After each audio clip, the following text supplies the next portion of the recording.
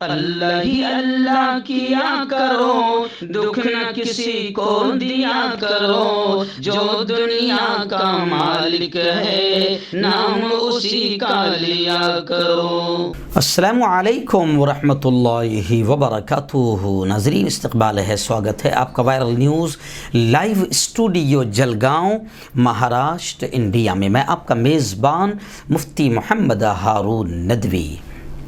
आइए प्यारे मुल्क भारत की बहुत ही ख़ास बड़ी 10 अहम ख़बरों पर नज़र डालते हैं। लेकिन सबसे पहले मैं अपील करूंगा कि जो साथी नए हैं और अभी तक इस बेबाक सच्चे चैनल से जुड़े नहीं हैं, अगर आप चाहते हो कि आपको मुल्क भारत ही और पूरी दुनिया की सही और सच्ची ख़बरें देखने और सुनने को मिले तो फिर आप इस चैनल से जुड़ जाइए। उसका आसान तरीका यह है कि वीडियो के नीचे एक जगह लाल कलर में सब्सक्राइब लिखा होगा, उसे टच कर दें, वो सफ़ेद हो जाएगा। उसके सफ़ेद होती राइट साइड में एक बेल, एक घंटी बनकर आएगी, उसे भी टच कर दें। और घंटी को टच करने के बाद 3 ऑप्शन आएंगे, जिसपे पहला ऑप्शन रहेगा ALL ऑल का, उससे भी टच कर दें। ये तीनों काम करने से ये होगा कि आप चैनल के साथ जुड़ जाएंगे।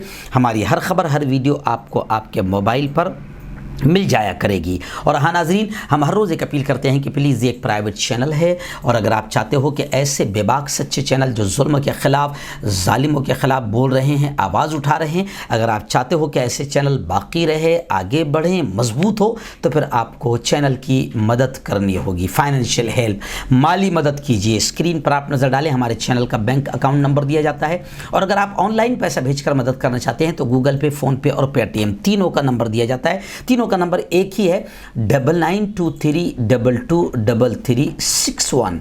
अल्लाह ने जो भी आपको ताकत दी है, उस ताकत के एतबार से हर दिन या हफ्ते में एक बार या महीने में एक बार आप चैनल की माली मदद, फाइनेंशियल हेल्प ज़रूर कीजिए। नाज़रीन, पहली बड़ी खबर मैं आपको वही बता रहा हूँ जो गुज़िश्ता कल दोपहर के बाद काफ़ी एक वीडियो वायरल हुई कि उत्तर प्रदेश के गाज़ियाबाद के लोनी थाना इलाके के बहटा हाजीपुर कॉलोनी में हिंदुत्ववादी आतंकवादियों ने एक बहुत ही बुजुर्ग शख्स को बड़ी बेदर्दी से और बड़ी बेरहमी से पीटा, जालिमाना अंदाज में पिटाई की। मैं प्राइम न्यूज़ में उसकी पूरी डिटेल लाऊंगा कि पूरा वाक़या क्या है।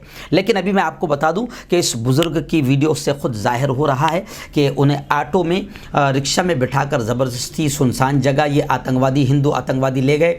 पिटाई के साथ कैंची से उनकी दाढ़ी भी काट दी और जय श्री राम और वंदे मातरम का नारा उन्हें लगाने लगाया। पाकिस्तान का जासूस होने का भी उन पर इल्ज़ाम लगाया।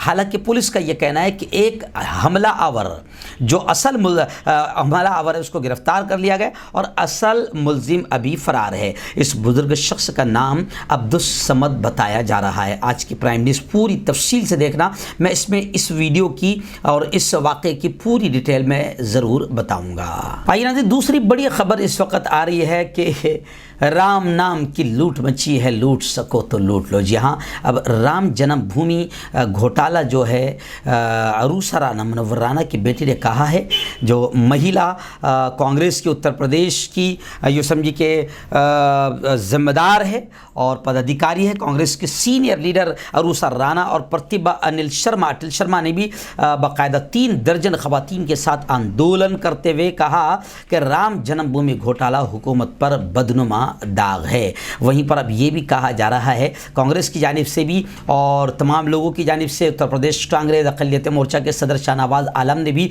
राम जन्मभूमि घोटाले को लेकर ये कहा है कि योगी और मोदी कम से कम जनता से नहीं, क्योंकि जनता को तो तुमने अंधभक्त और गोबर भक्त बना दिया है, तो इन्होंने कहा है कि जनता से नहीं मगर कम से कम भगवान से तो योगी और मोदी को डरना चाहिए।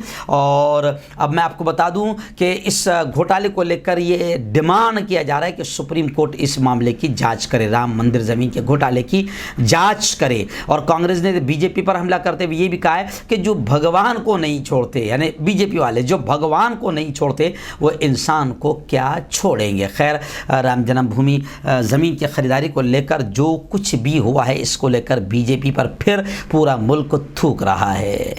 यानी ये क्लियर हो गया जनता के सामने भी कि बीजेपी राम को भी बेच डालती है, राम की मंदिर को भी बेच डालेगी और राम की ज़मीन को भी बेच डाल रही है। तो राम के नाम का इन्होंने सिर्फ इस्तेमाल किया, मंदिर और मस्जिद का सिर्फ इस्तेमाल किया मुल्क में माहौल ख़राब करने के लिए, वरना हकीकत तो ये है, कांग्रेस का कहना है कि जो भगवान को नहीं छोड़ते वो इंसान को क्या छोड़ेंगे।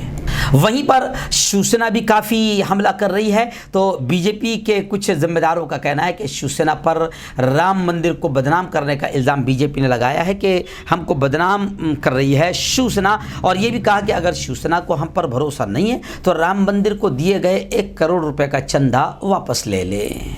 ये तीसरी बड़ी खबर कोरोना की अपडेट को लेकर आ रही है। जी हाँ, इस वक्त अच्छी खबर यह है कि मुल्क में कोरोना वायरस के एक्टिव केसेस, फ़ाल केसेस अभी 10 लाख से नीचे है, यानी काफ़ी आंकड़ा अभी फ़िलहाल कम हुआ है। वहीं पर खबर ये भी है कोरोना वैक्सीन को लेकर कि कोरोना वैक्सीन लगने के बाद अब तक 488 लोगों की मौत हुई है और 26,000 लोगों में संगीन खतरनाक किस्म के इस वैक्सीन को लगाने के बाद साइड इफ़ेक्ट सामने आए हैं। सरकारी डेटा खुद इस बात का इजहार कर रहा है।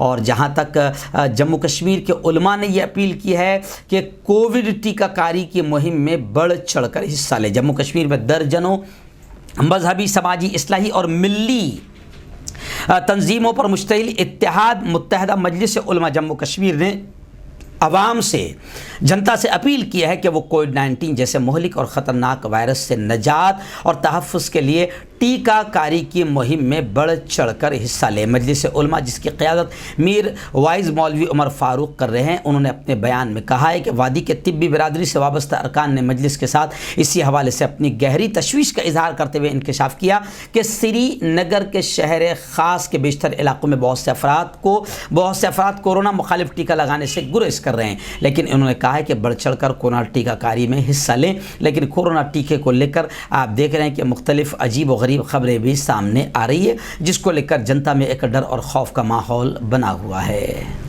नाज़रीन, बड़ी खबर उत्तर प्रदेश की अफसोसनाक खबर। वैसे रोज़ाना अफसोसनाक की खबरें आती है और जब तक के कहते हैं कि योगी जी रहेंगे अफसोसनाक खबरें आती ही रहेगी। अब उत्तर प्रदेश की बड़ी खबर आ रही है कि वहाँ पर एक पत्रकार की, एक जर्नलिस्ट सहाफ़ी की मौत हुई है, जिस पर ममता दीदी ने भी निंदा की है। उत्तर प्रदेश के प्रतापगढ़ में एक पत्रकार की पुरअसरार मौत पर अफसोस का इजहार करते हुए वज़ीर आला मगरबी बंगाल ममता दीदी ने कहा कि उत्तर प्रदेश के हालात इस वक्त बहुत तशवीशनाक है, बहुत ख़राब है। ममता दीदी ने कहा है कि उत्तर प्रदेश में ये क्या हो रहा है। एक न्यूज़ चैनल के सहाफ़ी श्रीवास्तव की मौत की खबर सुनकर दुख हुआ कि जमहूरियत और आज़ादी हमारे अखलाकियात का एक हिस्सा होने के बावजूद हम हैं इन जानों को बचाने के काबिल नहीं है जो अंतक मेहनत करके हमारे सामने सच्चाइयाँ पेश करते हैं। ममता दीदी ने कहा कि मैं इस वाक़े की निंदा करती हूँ, मजम्मत करती हूँ। नाज़रीन, इस वक्त बड़ी खबर आ रही है चित्तौड़गढ़ राजस्थान से। जी हाँ, इस वक्त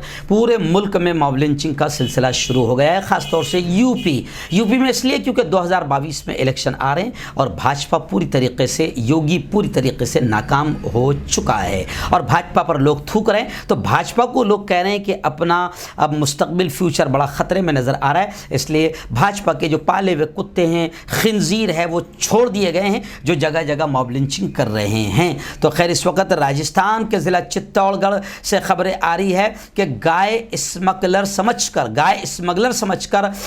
जवान पर हमला किया गया, एक नौजवान की मौत हुई है। पुलिस सुपरिंटेंडेंट दीपक ने बताया कि इलाके के रामपुरिया और रेती गांव के कुछ लोगों ने एक पिकअप वैन को रोका जिसमें 2 बैल थे। कुछ गांव वालों ने उन्हें गाय का स्मगलर समझा और पिकअप वैन में 2 नौजवानों को जमकर पीटना शुरू कर दिया। मौके पर पहुंची पुलिस ने दोनों जख्मियों को अस्पताल पहुंचाया, जहां डॉक्टरों ने एक नौजवान को मुर्दा करार दे दिया। दूसरे नौजवान ने पुलिस से पूछगछ में अपना नाम पिंटू भील और मरने वाले का नाम बाबू भील बताया है। इसने बताया कि ज़रात के लिए 2 बैल खरीद कर हम ले जा रहे थे कि रास्ते में गांव वालों ने उन्हें स्मगलर समझकर बेरहमी से पीटना शुरू कर दिया। तो खैर, गौ रक्षा के नाम पर जो है वो इस वक्त चंद लोग हैं जो आतंकवादी बने हुए हैं और गौ रक्षा का सिर्फ एक नाम है, बाकी पाले हुए ये खिंजीर है, पाले हुए कुत्ते हैं जिनको इस वक्त इस्तेमाल किया जा रहा है। नाज़रीन, बड़ी खबर लक्षद्वीप से आ रही है। जी आपको मालूम है कि लक्षद्वीप एक ऐसा खूबसूरत जन्नत का नज़ारा पेश करता है, खूबसूरत जजीरा है। और किसी कांग्रेस के बड़े नेता ने इस बात को कहा है कि जिस जन्नत को आपको जहन्नम बनाना हो, नर्क बनाना हो, तो वहाँ भाजपाई को भेज दें। तो एक भाजपाई प्रफुल्ल पटेल की शक्ल में वहाँ पर जिम्मेदार बनकर गया, तो इस जन्नत को जहन्नम बनाने का काम कर दिया, नर्क बनाने का काम कर दिया। और इस जजीरे में यानी लक्षद्वीप में 95 से 96% मुसलमान ही आबाद है। तो अब खटक रहा है इसकी आंख में। तो प्रफुल्ल पटेल जाहिर बात है कि अपने अब्बा के इशारे के बगैर कोई काम नहीं कर सकते। तो लोगों का कहना है कि मोदी के इशारे के बगैर कुछ नहीं हो सकता है। तो प्रफुल्ल पटेल ने लक्षद्वीप जजीरे में शराब को आम कर दिया, जबकि वहाँ मुसलमान रहते हैं और मुसलमान बीफ खाता है तो बीफ पर बैन कर दिया। यानी पूरी तरह से शरारत और लक्षद्वीप के अमन को तबाह करने की कोशिश है। तो खैर, लक्षद्वीप में प्रफुल्ल पटेल के खिलाफ गुज़िश्ता कल ब्लैक डे यौम सियाह मनाया गया। लक्षद्वीप के एडमिनिस्ट्रेटर बल्कि हिटलर प्रफुल्ल पटेल के खिलाफ उनकी जानिब से जो नए नए कवानीन लाए जा रहे हैं, इसके खिलाफ जनता में काफ़ी गुस्सा है। लक्षद्वीप के अवाम नए कवानीन के खिलाफ एहतजाज करते हुए नजर आए और गुज़िश्ता कल उन्होंने ब्लैक डे मनाया।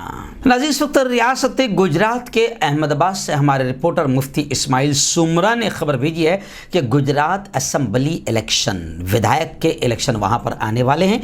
अब खबरें आ रही है गुज़िश्ता कल अहमदाबाद में प्रेस कॉन्फ्रेंस के दौरान वज़ीर आला अरविंद केजरीवाल दिल्ली ने ये ऐलान किया। प्रेस कॉन्फ्रेंस में उन्होंने कहा कि हमारे उम्मीदवार गुजरात में भी बाकायदा सभी सीटों पर इलेक्शन लड़ेंगे, यानी आम आदमी पार्टी सभी सीटों पर गुजरात में चुनाव लड़ेगी और नए गुजरात मॉडल का वादा किया। जी हाँ, आम आदमी पार्टी ने कहा नया गुजरात आपके सामने लाया जाएगा। अब एक गुजरात तो वो था जो 2002 का था, जो मोदी जी ने बताया था, और 2002 का गुजरात कौन सा था वो आपको मालूम है। और अब 2002 का जो गुजरात था वही पूरे मुल्क में उसका मॉडल चल रहा है।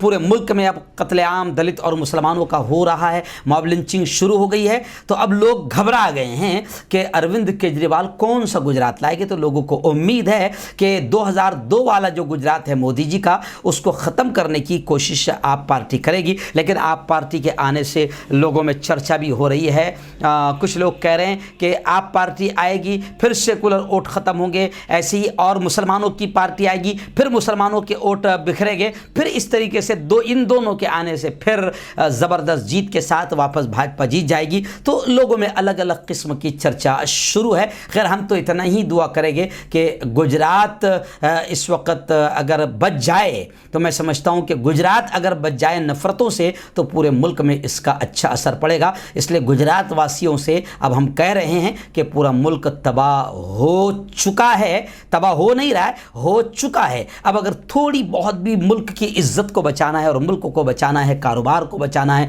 जनता को बचाना है, प्यार को बचाना है, एकता को बचाना है, हिंदू मुस्लिम प्रेम को अगर बचाना है, तो अब इस वक्त गुजरात को बचाना बहुत ज़रूरी है। नाज़रीन, योगी आदित्यनाथ के राज में जहां दलित महफूज नहीं, मुसलमान महफूज नहीं, मस्जिदें महफूज नहीं, मॉब लिंचिंग आम हो गई, बेटियां महफूज नहीं, रेप आम हो गया, तो अब पत्रकार भी महफूज नहीं है, सहाफ़ी भी महफूज नहीं है। जी हाँ, योगी राज में पत्रकार महफूज नहीं। बताया जा रहा है कि जिस पत्रकार का जो ABP न्यूज़ चैनल के नुमाइंदे सुलभ श्रीवास्तव है, मुश्तबा हालत में उनकी मौत हुई। उनकी बीवी ने इल्ज़ाम लगाया है कि पुलिस इंतज़ामिया की लापरवाही की वजह से उनके शौहर का शराब माफियाओं ने कत्ल किया है। शराब माफियाओं के खिलाफ आवाज़ उठाने की सज़ा, ABP रिपोर्टर की मुश्तबा मौत और कत्ल का अंदेशा जाहिर किया गया है। SP साहब ने हादसे के सभी पहलुओं से छानबीन करने के ज़िम्न में ज़रूरी हिदायत दी है। खैर, योगी राज में जो राम राज्य की बात करते थे, इतना तो सामने आ गया कि अब राम के नाम पर लूटमार चालू है, शुरू है, तो फिर राम राज्य कैसे महफूज रहेगा। तो खैर, योगी राज में अब कोई भी महफूज नहीं है। इस तरह की चर्चे लोग सोशल मीडिया पर कर रहे हैं। नाज़रीन, मगरबी बंगाल से दो बड़ी खबरें आ रही है। जी, आप जानते हैं कि मगरबी बंगाल के लोगों ने नफ़रतों को हरा दिया और मोहब्बतों को जिता दिया। बीजेपी को बड़ा जलील होकर वहाँ से निकलना पड़ा, जबकि कोरोना का भी ख्याल नहीं रखा था नरेंद्र मोदी ने और खूब प्रचार प्रसार किया था। इसके बावजूद भी बंगालियों को सलाम, उन्होंने नफरतों को जीतने नहीं दिया। अब बंगाल में बीजेपी हार गई है तो बड़ा टेंशन बढ़ गया है बीजेपी का। एक तो बीजेपी के जो बड़े बड़े नेता जो बीजेपी की हवा देखकर बीजेपी में चले गए थे, तृणमूल कांग्रेस छोड़कर, वो वापस अपने घर लौट रहे हैं, यानी दीदी के दामन में आ रहे हैं। वहीं पर खबरें हैं कि बीजेपी लीडरों में अब जोरदार घमसान जारी है। साबिक गवर्नर और बीजेपी के senior leader Tathagata Roy BJP की शिकस्त और बीजेपी के हार के लिए मुसलसल रियासती कायदीन की तनकीद करते हुए नजर आ रहे हैं, यानी एक दूसरे पर भांडा फोड़ा जा रहा है। वहीं पर मगरिबी बंगाल की खबरें ये भी आ रही है कि जिस तरीके से वहाँ पर हार हुई है, तो हार के बाद बीजेपी तो तलमलाई भी है, लेकिन अब मगरिबी बंगाल की सीएम ममता दीदी ने मगरिबी बंगाल को कोरोना से बचाने के लिए खबरें आ रही है कि लॉकडाउन में 1 जुलाई तक तौसी कर दी, यानी मुद्दत बढ़ा दी है, और सरकारी और प्राइवेट ऑफिसेस में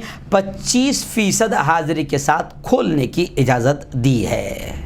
नाज़रीन, रियासत बिहार की आखिरी बड़ी खबर इस वक्त निगाहों के सामने, वहाँ से हमारे रिपोर्टर ज़ीशान इलाही ने बताया कि चिराग पासवान की जो पार्टी है लोक जनशक्ति पार्टी, अब इसमें बगावत फूट पड़ी है। 5 अरकान पार्लियामेंट जनता दल यू में शामिल हो सकते हैं। न्यूज़ पोर्टल पर शाया खबर के मुताबिक लोक जनशक्ति पार्टी के 5 अरकान पार्लियामेंट ने पार्टी से बगावत करते हुए लोकसभा स्पीकर को ख़त लिख कर दरख्वास्त की है कि उनको एक अलहदा ग्रुप के तौर पर मंजूरी दी जाए, यानी गोया के लोक जनशक्ति पार्टी में बगावत फूट पड़ी है। जी हाँ, और अब बड़ी खबरें ये भी आ रही है, हालांकि वहाँ जिस तरीके से मामला हुआ है इसको लेकर ये कहा जा रहा है, आज जहाँ रामविलास पासवान के भाई पारस पासवान ने थोड़ा सा वजाहत और क्लियरिफिकेशन देते हुए ये कहा है कि पार्टी हमने तोड़ी नहीं, बल्कि एलजेपी के वजूद को, यानी लोक जनशक्ति पार्टी के वजूद को